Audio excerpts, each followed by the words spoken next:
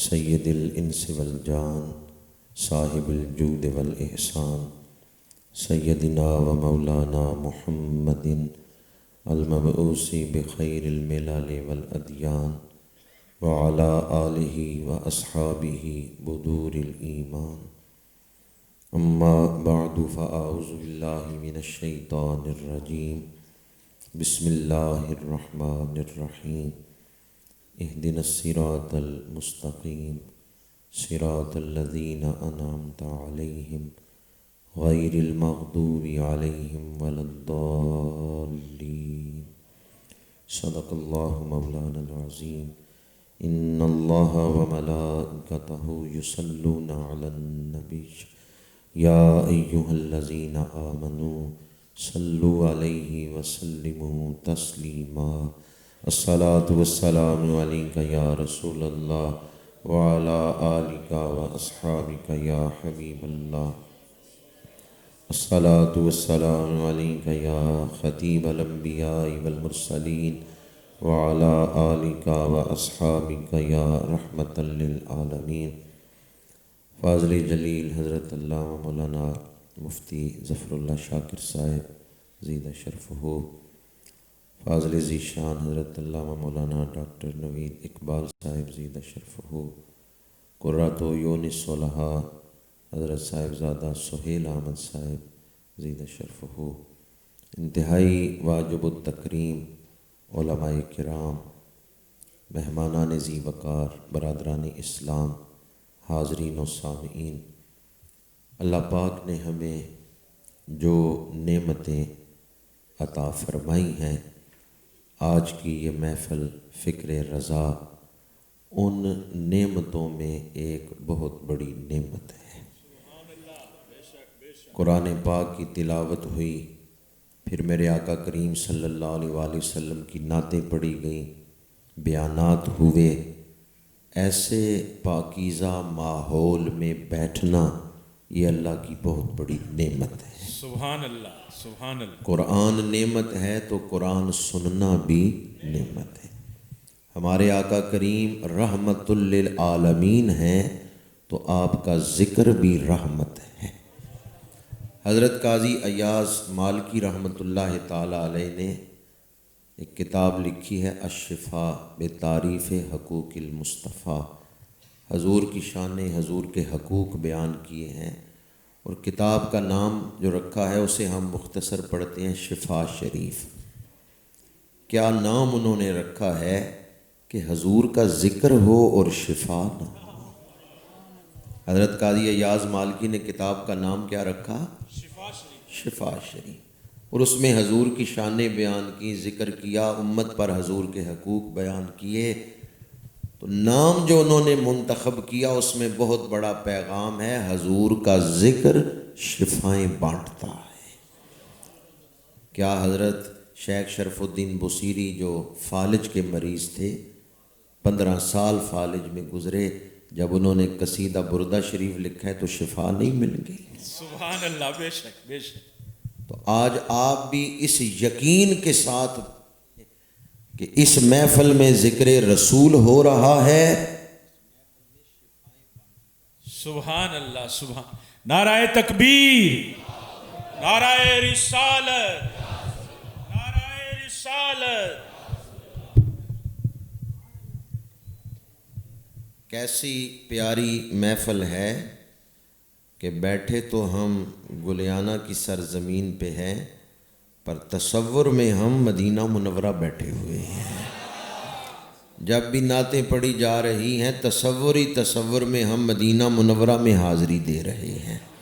غم مصطفیٰ جس کے سینے میں ہے، کہیں بھی رہے وہ مدینے میں ہے۔ آپ وہ ذکر کر رہے ہیں جو باعث رحمت بھی ہے، باعث ہدایت بھی ہے، باعث نجات بھی ہے۔ اس ذکر کے ساتھ ہماری نجات جڑی ہوئی ہے۔ ایک دوست مجھے کہنے لگے کہ ٹھیک ہے حضور کا ذکر تو بڑی شان والا ہے، لیکن اس کے لیے مجمع لگانے کی کیا ضرورت ہے، محفل کرنے کی کیا ضرورت ہے؟ گھر اکیلے بیٹھ کے بھی ذکر کر سکتے ہیں، درود شریف پڑھ سکتے ہیں۔ اس کے بہت سارے جوابات ہیں۔ ایک جواب یہ ہے کہ منڈی میں جب ڈھیری کا سودا ہوتا ہے نا تو ڈھیری کے سودے میں ناقص مال بھی اچھے مال کے ساتھ بک جاتا ہے۔ آج ڈھیری کا سودا ہو رہا ہے، علماء تشریف لائے، مشائخ تشریف لائے، بزرگ تشریف لائے، سفید داڑھیوں والے بزرگ آئے بیٹھے ہیں، حفاظ قراء بیٹھے ہوئے ہیں۔ کسی ایک کی حاضری بھی قبول ہو گئی تو پوری محفل پہ ہی کرم ہو جائے گا۔ اٹھ فریدا ستے آتے میلہ ویکھن جا، مت کوئی مل جائی بخشے آتے تو بھی بخشے آتے۔ جن دوستوں نے آج محفل کا انتظام کیا ہے، دعا گو خالق کائنات انہیں اجر عظیم عطا فرمائے۔ انہوں نے مسافران جنت کا راستہ روشن کیا ہے، میکدائے محبت کو سجایا ہے، عشق رسول کے جام تقسیم ہو رہے ہیں، تو اللہ کریم منتظمین کو اجر عظیم عطا فرمائے۔ آج عنوان رکھا گیا فکر رضا کانفرنس۔ یہ فکر رضا کیا ہے؟ خدا کا فضل، نبی کی عطا ہے فکر رضا۔ خدا کا فضل، نبی کی عطا ہے فکر رضا، بھٹکنے والوں کو حق کا پتہ ہے فکر رضا۔ بھٹکنے والوں کو حق کا پتہ ہے فکر رضا۔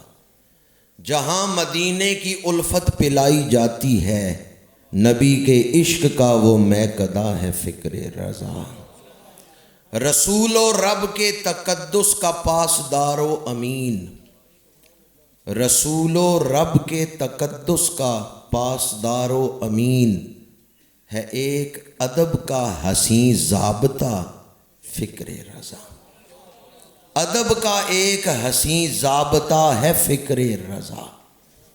نئی ڈگر نہیں یہ مسلک صحابہ ہے، نئی ڈگر نہیں یہ مسلک صحابہ ہے، اکابرین کا ہی راستہ ہے فکر رضا۔ حدیث و قرآن کی تعبیر خوشنما کہیے، حدیث و قرآن کی تعبیر خوشنما کہیے، قوی دلیلوں سے ثابت شدہ ہے فکر رضا۔ ہے اہل بیت و صحابہ کے عشق کا دائی، خروج و رفت پہ ایک سائقہ ہے فکر رضا۔ شہ علوم و معارف، مہ اصول و فروغ، شہ علوم و معارف، مہ اصول و فروغ، شہ علوم و معارف، مہ اصول و فروغ، ابو حنیفہ کے علم کی ضیاء ہے فکر رضا۔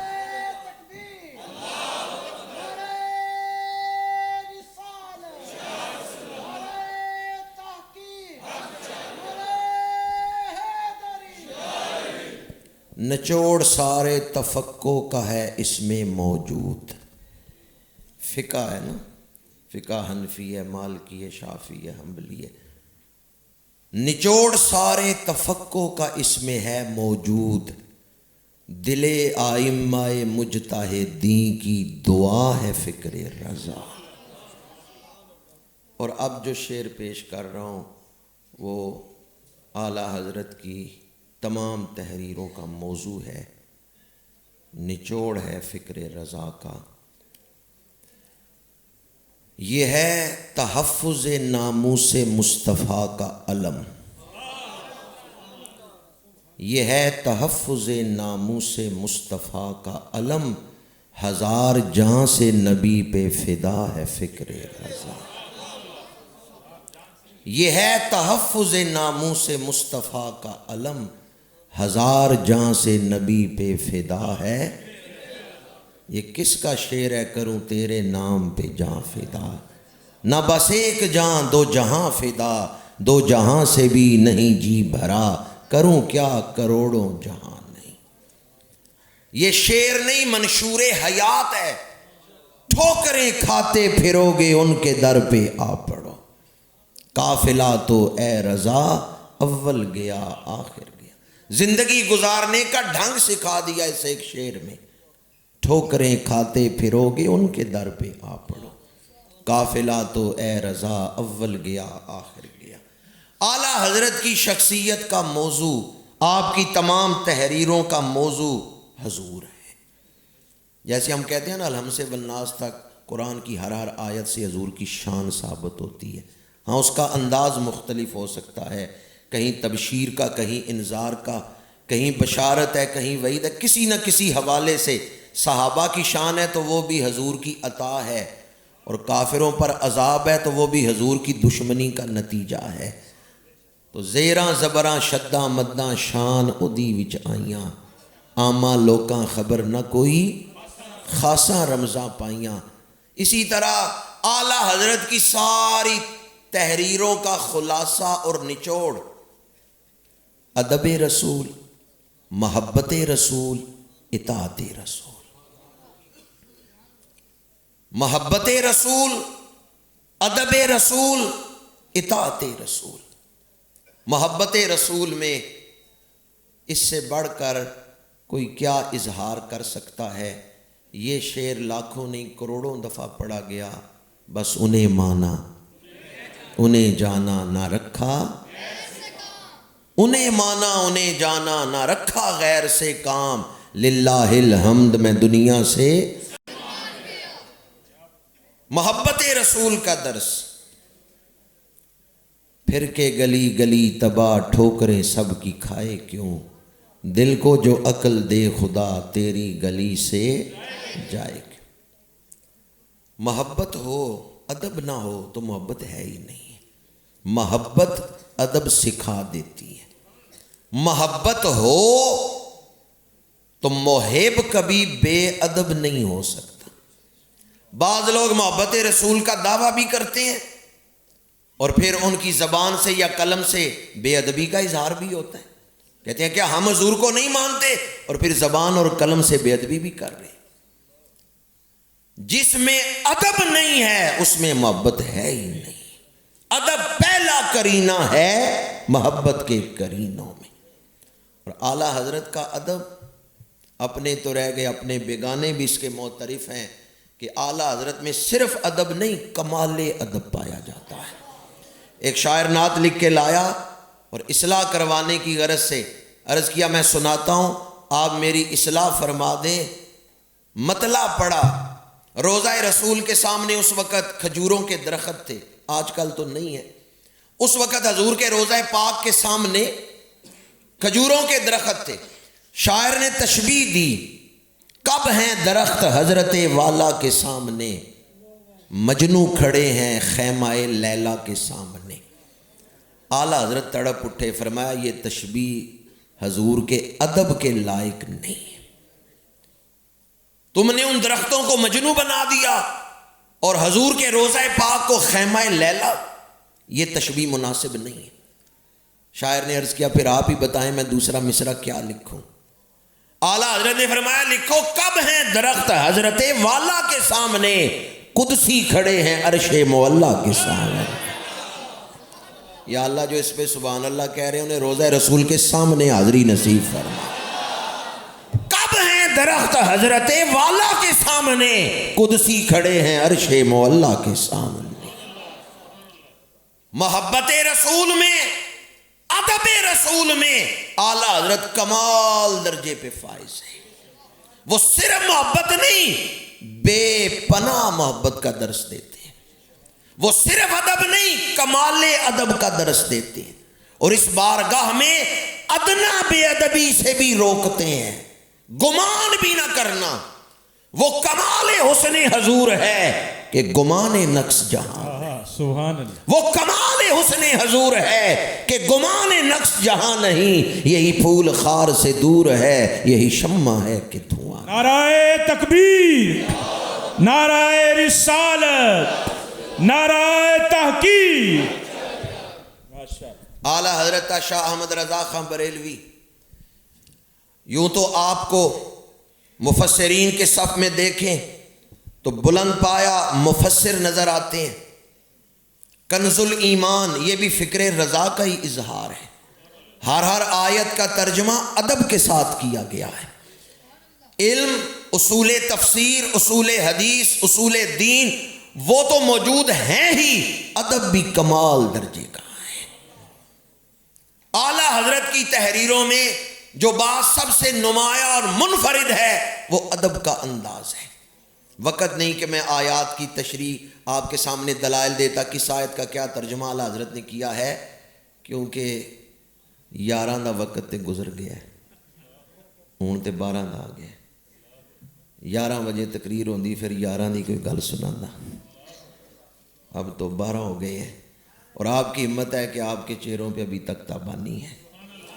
تشریح نہیں کر رہا، صرف اشارہ کر رہا ہوں. کنز الایمان یہ فکر رضا کا اظہار ہی ہے کہ اعلیٰ حضرت نے ادب کے ساتھ قرآن کا پیغام نئی نسل تک پہنچایا ہے. بعض لوگوں نے ترجمانی میں یہ انداز اپنایا کہ بے ادبی میں مبتلا ہو گئے.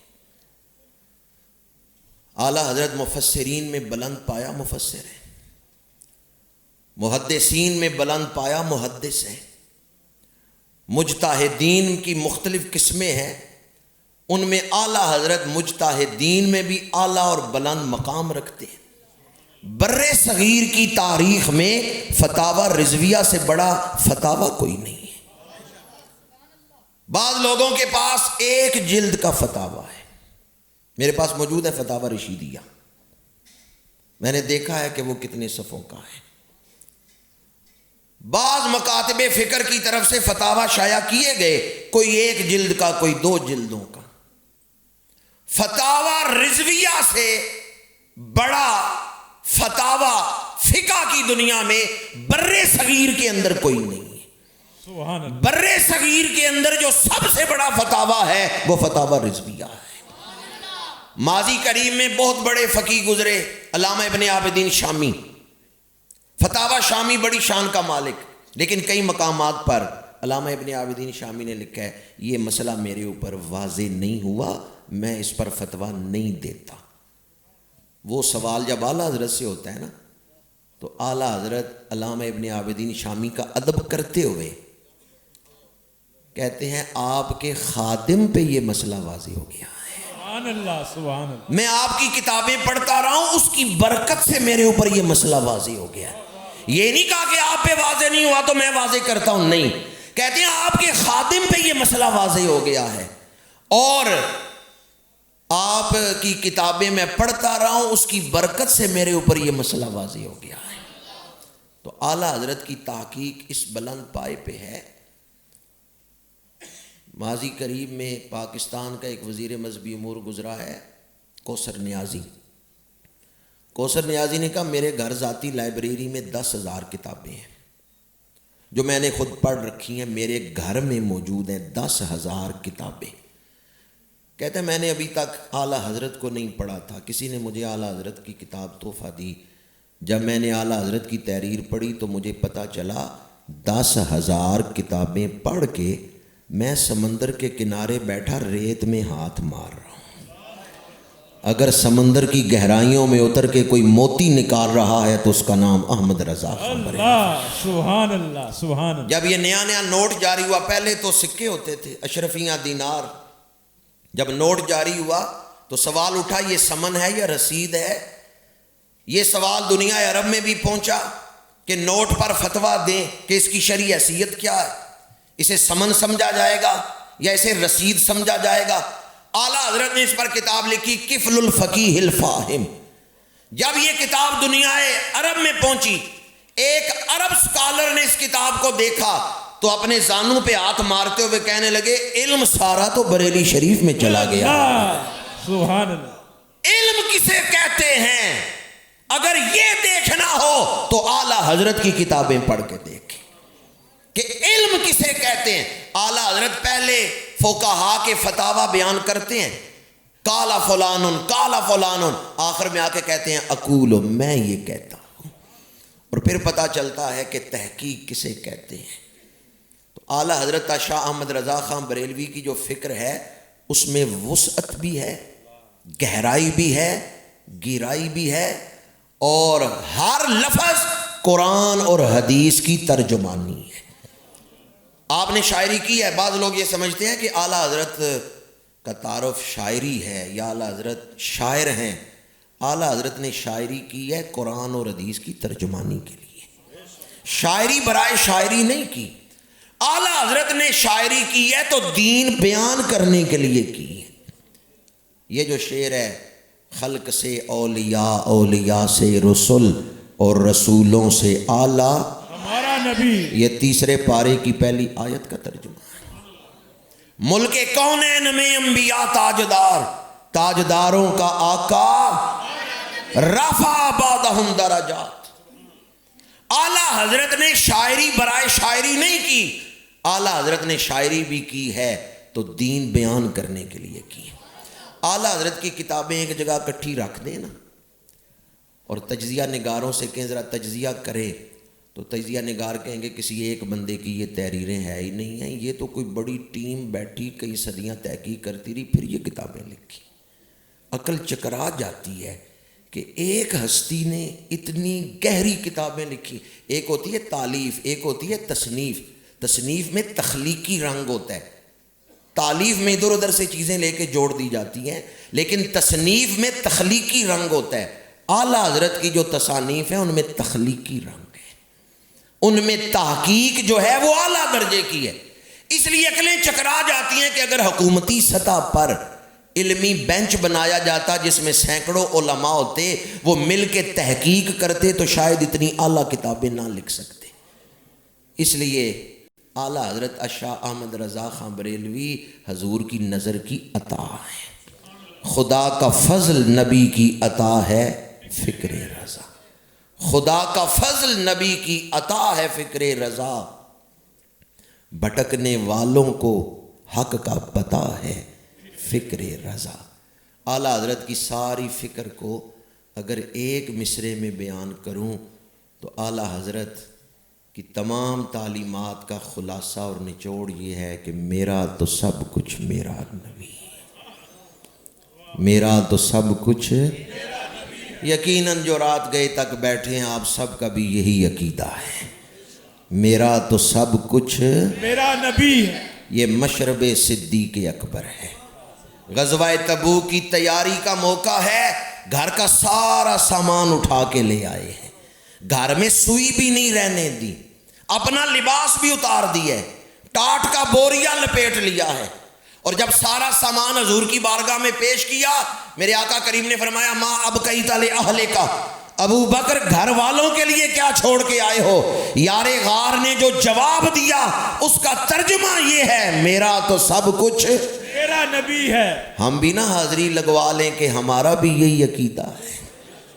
جو مشرب صدیق اکبر ہے، جو فکر رضا کا خلاصہ ہے، وہی ہمارا عقیدہ ہے. میرا تو سب کچھ، پروانے کو چراغ تو بلبل کو پھول، بس صدیق کے لیے ہے خدا کا رسول. علامہ اقبال نے لفظ بس کے اندر بڑی رس بھر دی ہے.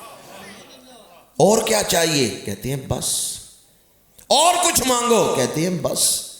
حضور مل گئے، اور کیا چاہیے؟ مل گئے مصطفیٰ. دنیا میں زندگی میں کبھی نہ کہنا کہ میں قسمت میری اچھی نہیں، دوست چھوڑ گئے، بھائی ناراض ہو گئے، میں اکیلا رہ گیا، یا حالات اچھے نہیں. کبھی یہ نہ کہنا کہ میری قسمت اچھی نہیں ہے. مل گئے مصطفیٰ، اور کیا چاہیے؟ فضل رب العلا، اور کیا چاہیے؟ کتنا اعلیٰ نصیب ہے آپ کا. اللہ نے پہلے اپنے محبوب کو بھیجا ہے، پھر آپ کو حضور کی امت میں پیدا فرمایا. پروانے کو چراغ تو بلبل کو پھول، بس. صدیق کے لیے ہے خدا کا رسول، میرا تو سب کچھ. غزوہ بدر کے بعد ایک موقع پر بیٹے نے کہا ابا جان آپ میری تلوار کی زد میں آئے تھے، میں نے باپ سمجھ کے چھوڑ دیا.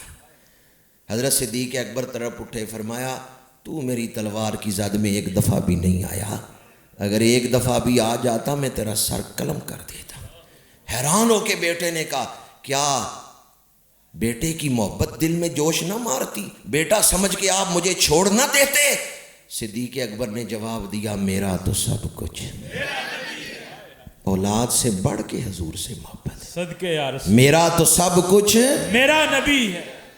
غار سور میں سوراخ کے اوپر پیر رکھا ہے، ایڑی رکھی ہے، گود میں حضور کا سر اقدس اطہر و انور ہے، سانپ نے ڈنگ مارا، یار غار نے پیر پیچھے ہٹایا ہے، زہر کا اثر چڑھے گا، موت واقعہ ہو سکتی ہے، پیر پیچھے ہٹا لیں، فرماتے ہیں میرا تو سب کچھ، میرا تو سب کچھ۔ حضرت سیدنا ابو ہریرہ رضی اللہ تعالیٰ عنہ، آپ نے کلمہ پڑھ لیا، ماں نے ابھی نہیں پڑھا، کوئی کمزور جملہ ماں نے بولا، حضور کی بارگاہ میں آ گئے، یا رسول اللہ اجازت دیں تو میں ماں کا سر قلم کر دوں، میرے آقا کریم نے اجازت نہیں دی، یا رسول اللہ اجازت نہیں دیتے تو میری ماں کی ہدایت کے لیے دعا فرمانے، میرے آقا کریم نے دعا فرمائی، ابو ہریرہ اٹھ کے تیزی سے محفل سے باہر نکلے، صحابہ پوچھتے ہیں اتنی تیزی سے کدھر جا رہے ہو؟ کہتے ہیں میں گھر جا کے دیکھنا چاہتا ہوں پہلے میں گھر پہنچتا ہوں یا حضور کی دعا پہلے پہنچتی ہے؟ سبحان اللہ سبحان اور پھر کیا آپ کا عقیدہ ہے پہلے کون پہنچا؟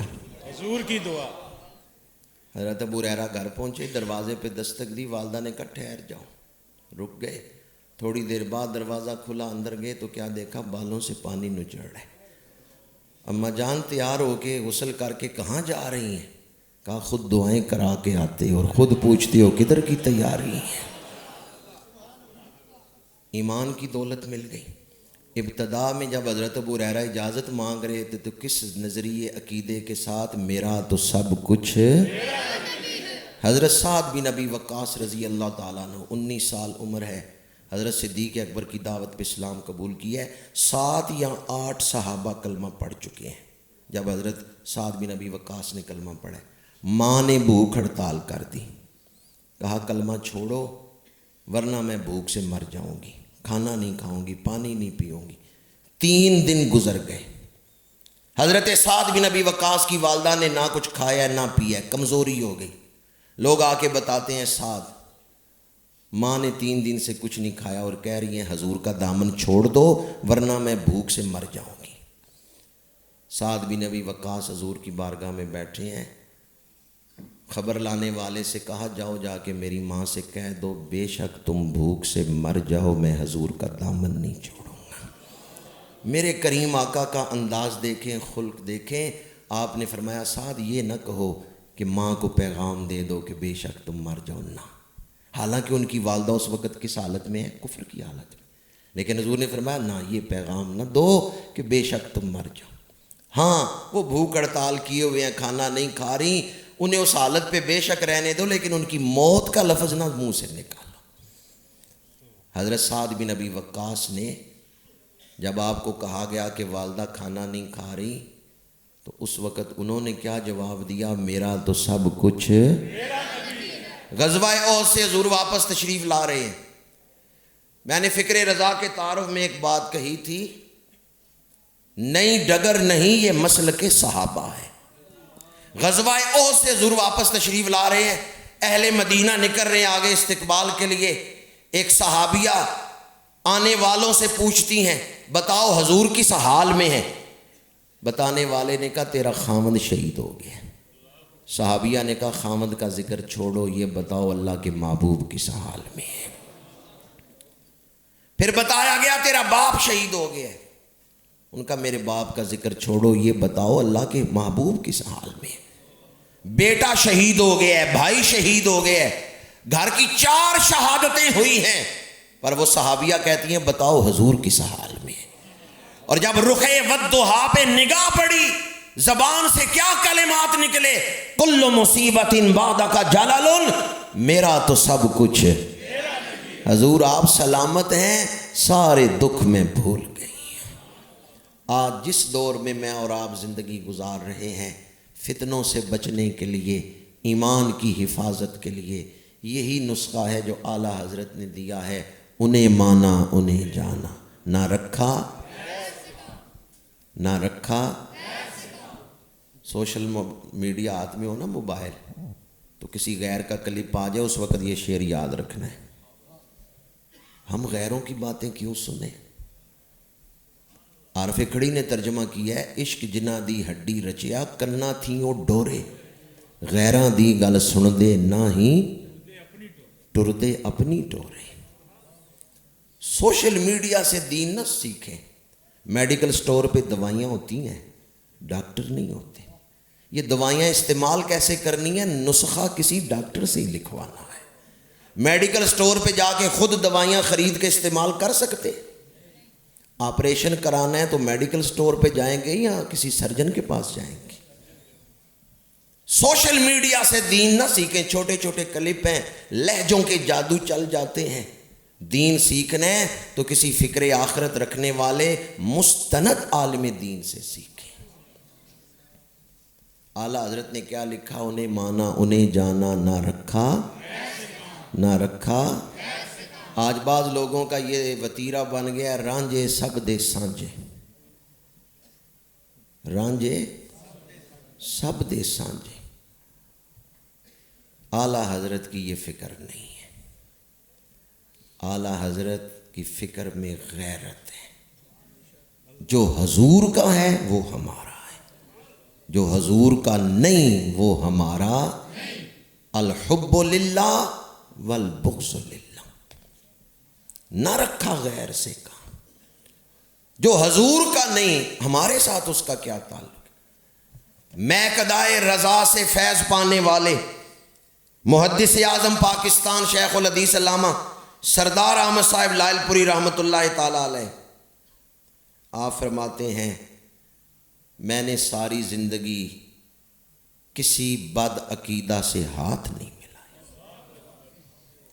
اور آپ کے بارے میں ہے کہ آپ کہیں تشریف لے گئے ملتان کے علاقے میں، آپ اسٹیشن سے جب گاڑی سے اترے نا، ریل گاڑی سے، تو استقبال کرنے والوں میں ایک وہ شخص بھی آیا ہوا تھا جو بد عقیدہ تھا اور ادب رسول سے محروم تھا۔ وہ سب سے آگے بڑا مصافحہ کرنے کے لیے، تو محدث اعظم پاکستان علامہ سردار احمد لائل پوری رحمۃ اللہ تعالی علیہ کھونڈی ہاتھ میں ہے، اترے ہیں ریل گاڑی سے اور اپنے جو استقبال کے لیے لوگ آئے ان کی طرف بڑھ رہے ہیں۔ وہ بد عقیدہ شخص سب سے پہلے آگے بڑا مصافحہ کرنے کے لیے۔ ایک بزرگ فرماتے ہیں مجھے پتا تھا اس کا عقیدہ ٹھیک نہیں، آج علامہ سردار احمد لائل پوری رحمۃ اللہ تعالیٰ علیہ کا معمول ختم ہو جائے گا، آج کے بعد نہیں کہہ سکیں گے کہ میں نے کسی بد عقیدہ سے ہاتھ نہیں ملایا۔ آپ فرماتے ہیں میں حیران ہوا جب وہ بد عقیدہ قریب ہوا تو محدث اعظم پاکستان نے اپنی اس چھڑی سے اشارہ کرتے ہوئے کہا مولوی صاحب ایک طرف رہو، مجھے تم سے بے ادبی کی بدبو آ رہی ہے۔ فکر رضا میں دینی غیرت ہے، رانجھے سب دے سانجھے یہ نہیں ہے فکر رضا۔ فکر رضا میں جو حضور کا ہے وہ، جو حضور کا نہیں وہ ہمارا۔ رشتے تمام توڑ کے سارے جہاں سے ہم وابستہ ہو گئے ہیں تیرے آستاں سے ہم۔ اعلیٰ حضرت شاہ احمد رضا خان بریلوی رحمۃ اللہ تعالی علیہ کی فکر میں جہاں محبت رسول، ادب رسول، وہیں اطاعت رسول۔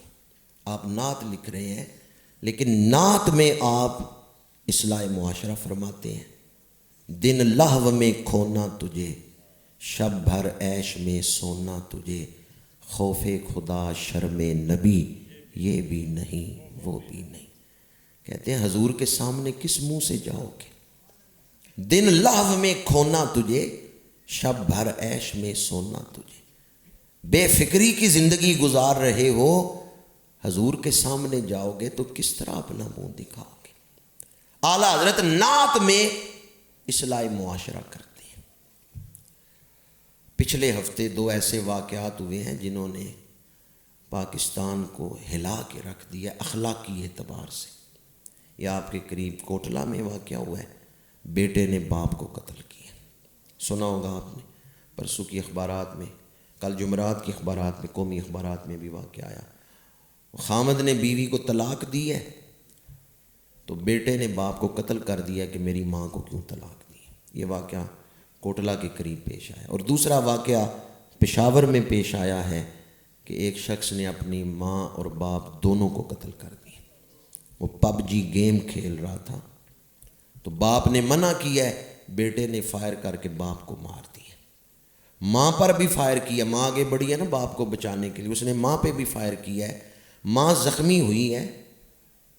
لیکن وہاں موقع پہ فوت نہیں ہوئی، ہسپتال جا کے فوت ہوئی ہے۔ تو جب وہ ہسپتال میں تھی، اس کے پاس پولیس والے آئے ہیں بیان لینے، تو اس نے کہا قتل تو میرے بیٹے نے کیا ہے، پر اسے کچھ نہ کہنا، وہ نا سمجھ ہے۔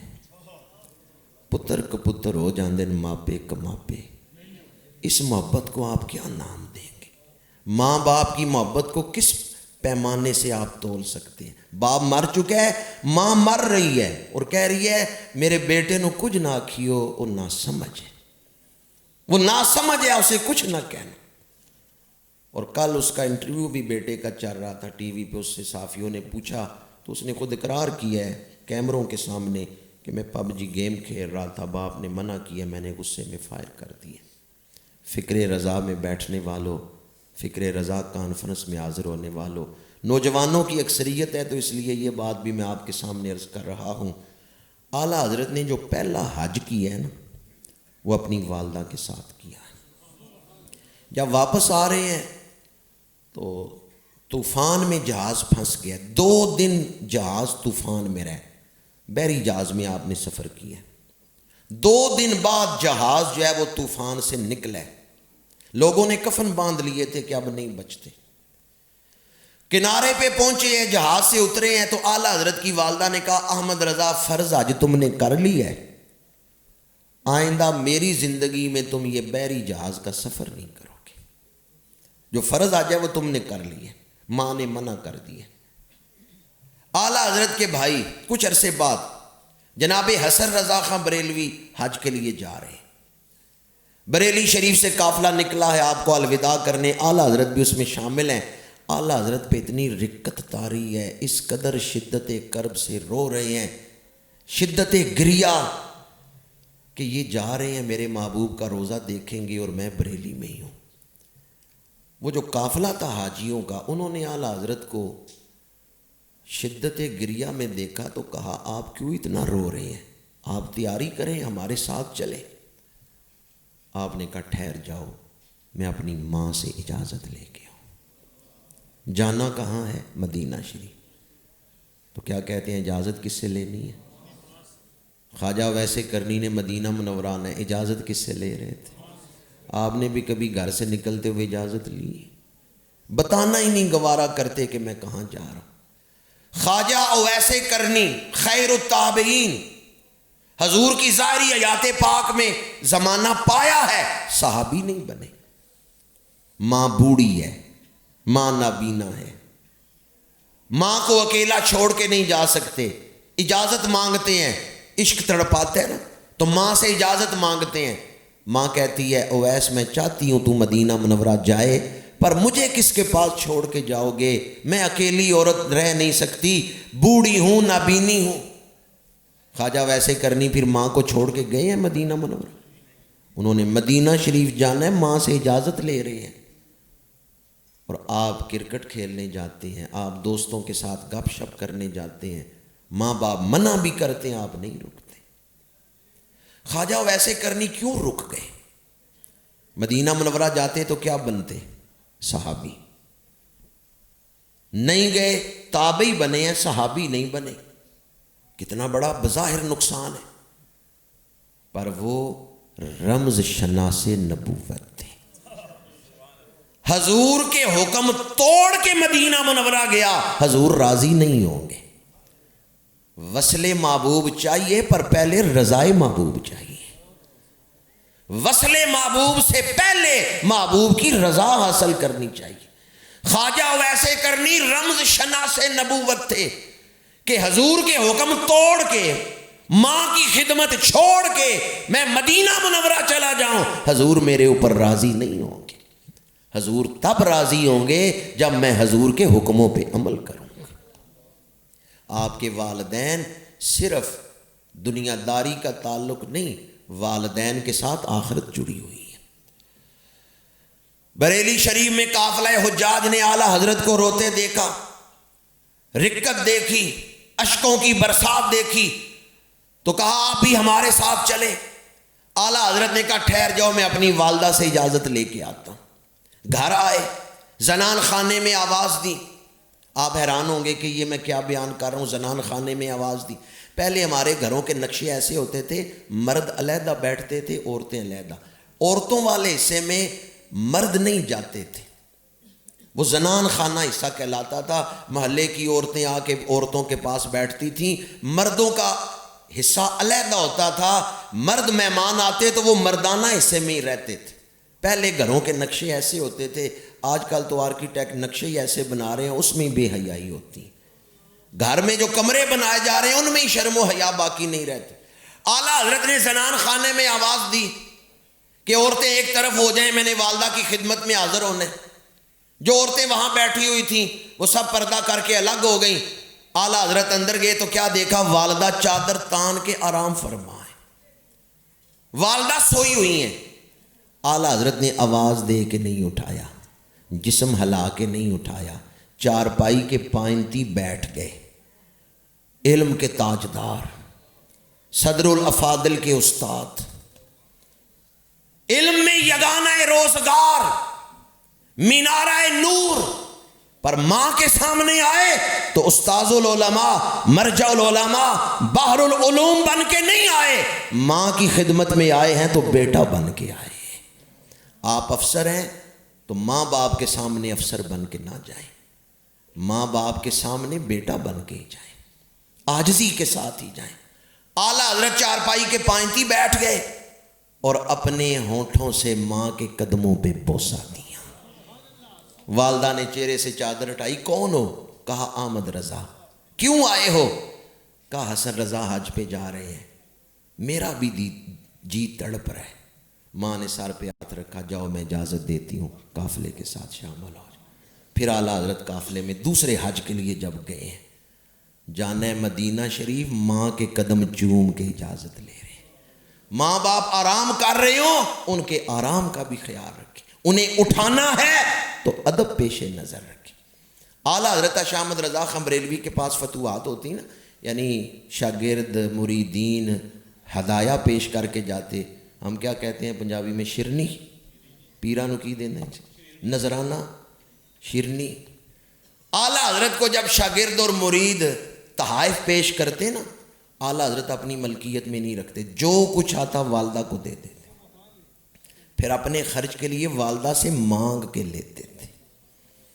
جو کچھ آتا والدہ کی خدمت میں دے دیتے, انہیں مالک بنا دیتے, پھر جتنی ضرورت ہوتی والدہ سے لیتے.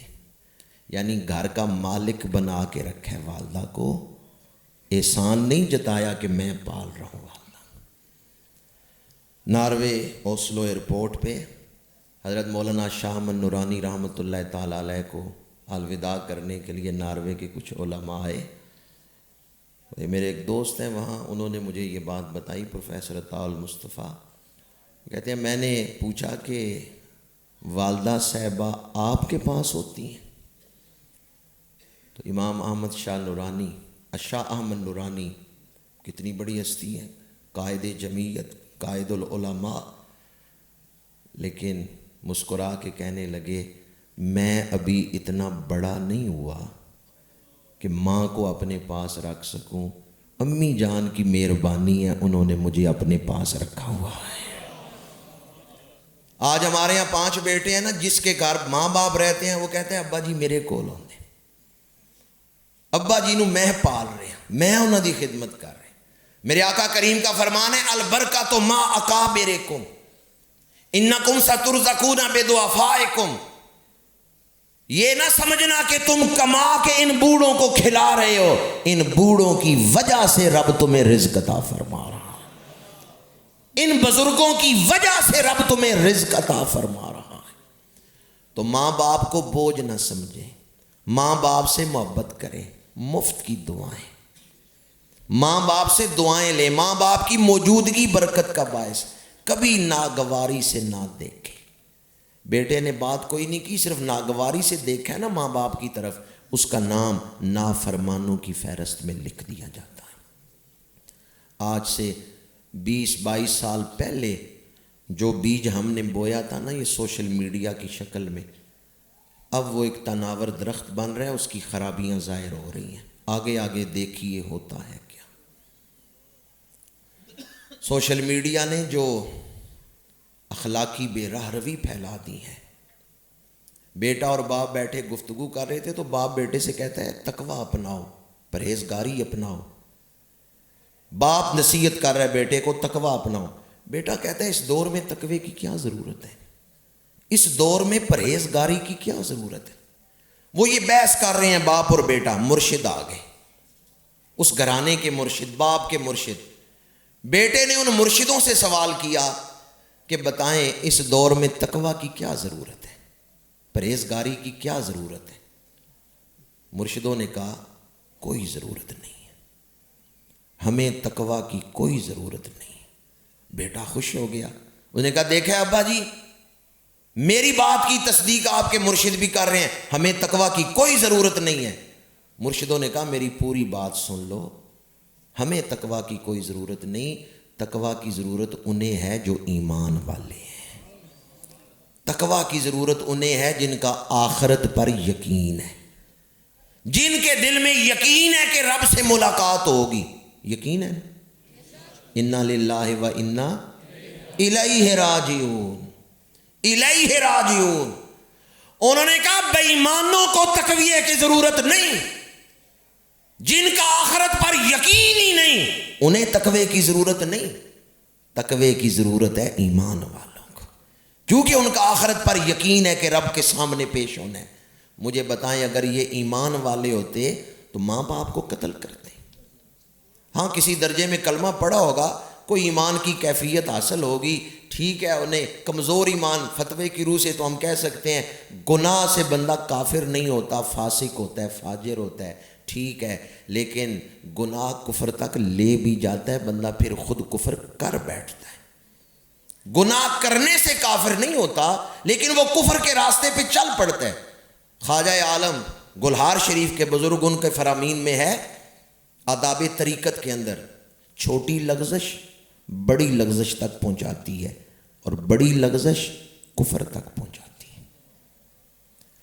آج ہم جو معاشرے میں حالات دیکھتے ہیں، لگتا ہے کچھ لوگ ایسے ہیں صرف نام کے ہی مسلمان ہیں، پیدا ہو گئے ہیں مسلمانوں کے گھر، ورنہ ان کے اندر آخرت پر یقین کوئی نہیں ہے۔ اگر آخرت پر یقین ہوتا تو ماں باپ پر فائر کرتے۔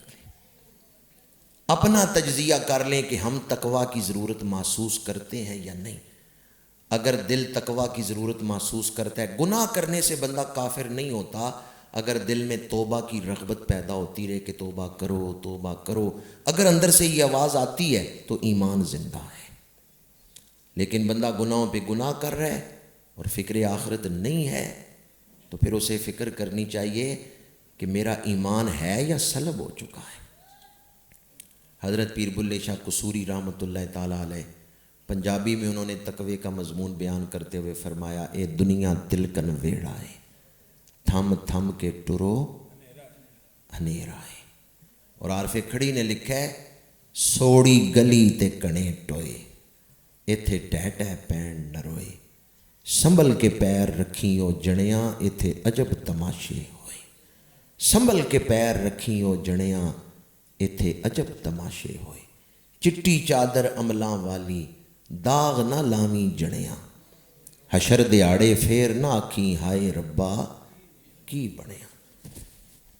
میرے بیان کرنے سے کوئی نتیجہ نہیں نکلے گا، نتیجہ آپ کے غور کرنے سے نکلے گا۔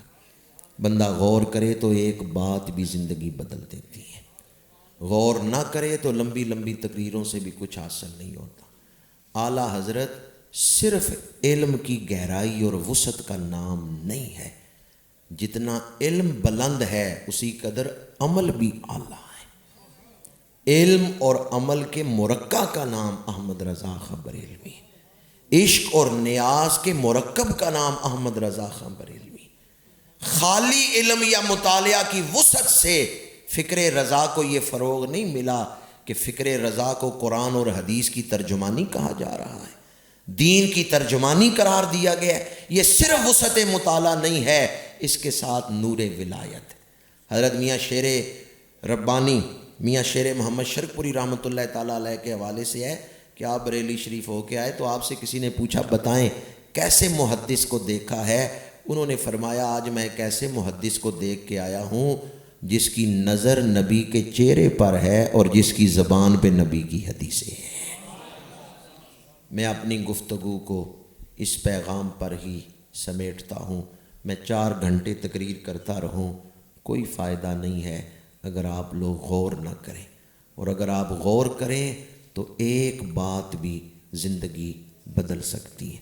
فکر رضا کانفرنس میں نعتیں پڑھائی گئیں، ایک ہے نعت پڑھنا، ایک ہے چلتی پھرتی نعت بن جانا۔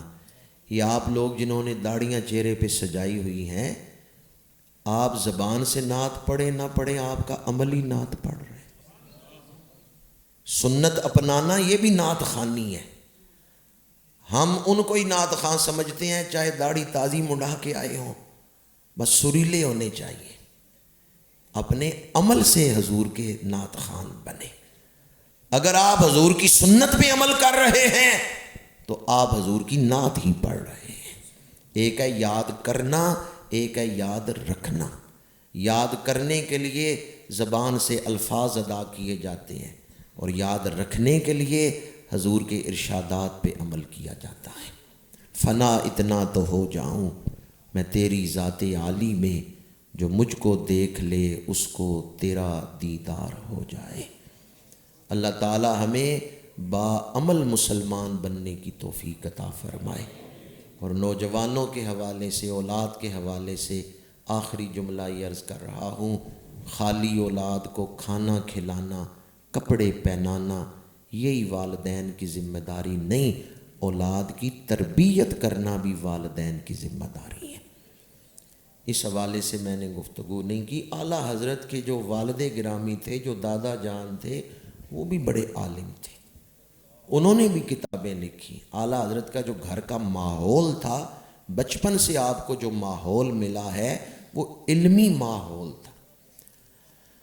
اعلیٰ حضرت کوئی علم پڑھ رہے تھے تو ان کے والد گرامی نے فرمایا کہ یہ تو تمہیں حضور اپنی توجہ سے ہی عطا فرما دیں گے۔ تو اعلیٰ حضرت کا جو علم ہے اس کا استاد کون ہے؟ اعلیٰ حضرت کے علم کا استاد عشق رسول ہے۔ جب استاد عشق ہو تو پھر علم گمراہ نہیں کرتا، ورنہ علم بسا اوقات گمراہ بھی کر دیتا ہے۔ کیا خیال ہے یہ جتنے گمراہ ہیں یہ مولوی نہیں بگڑے ہوئے؟ بگڑے ہوئے ہیں نا، درس نظامی سب نے کیا ہوا ہے لیکن غلط ترجمے کیے ہیں تو پڑھے لکھے بگڑ گئے۔ ہاں، جب علم کا استاد عشق ہو، ادب استاد ہو تو پھر علم برباد نہیں کرتا، پھر علم سنوار دیتا ہے۔ اعلیٰ حضرت کے علم کا جو استاد ہے وہ عشق رسول ہے۔ بس انہیں جانا، انہیں مانا، نہ رکھا غیر سے کام، للہ الحمد میں دنیا سے مسلمان گیا۔ وآخر دعوانا ان الحمد۔ اللہم صلی علی سیدنا و مولانا محمد وعلی آلہ واصحابہ وبارک وسلم۔ الہ العالمین، اس محفل پاک میں تلاوت، ثنا خوانی، بیانات جو اعمال حسنہ کیے گئے انہیں تیری پاک بارگاہ میں پیش کرتے ہیں، درجہ قبولیت عطا فرما۔ یہ سب بہانے ہیں تجھے راضی کرنے کے، اے کریم ہم گناہ گاروں پہ راضی ہو جا، ہمیں اپنی رضا عطا فرما، اور اس محفل پاک کے جملہ اعمال حسنہ کو درجہ قبولیت عطا فرما، اپنی رحمت سے اعلیٰ اجر و ثواب عطا فرما۔ ان تمام اعمال حسنہ کا ثواب جو یہاں پڑھائی ہوئی، سب کا ثواب، جملہ انتظامات، جو پاکیزہ تخیلات ذہنوں میں آئے کہ محفل سجانی ہے، یا اللہ ان سب کا ثواب امام الانبیاء سید المرسلین خاتم النبیین صلی اللہ علیہ وآلہ وسلم کی بارگاہ عالیہ میں ہدیۃً تحفۃً پیش کرتے ہیں، قبول و منظور فرما۔ آپ کے وسیلہ جلیلہ سے تمام انبیاء کرام، خلفائے راشدین، حضرت سیدنا صدیق اکبر رضی اللہ تعالیٰ عنہ، حضرت فاروق اعظم رضی اللہ تعالیٰ عنہ، حضرت عثمان غنی رضی اللہ تعالیٰ عنہ، حضور حیدر کرار شیر خدا مولا علی کرم اللہ تعالی وجہ الکریم، تمام خلفائے راشدین کی بارگاہ میں پیش کرتے ہیں، قبول فرما۔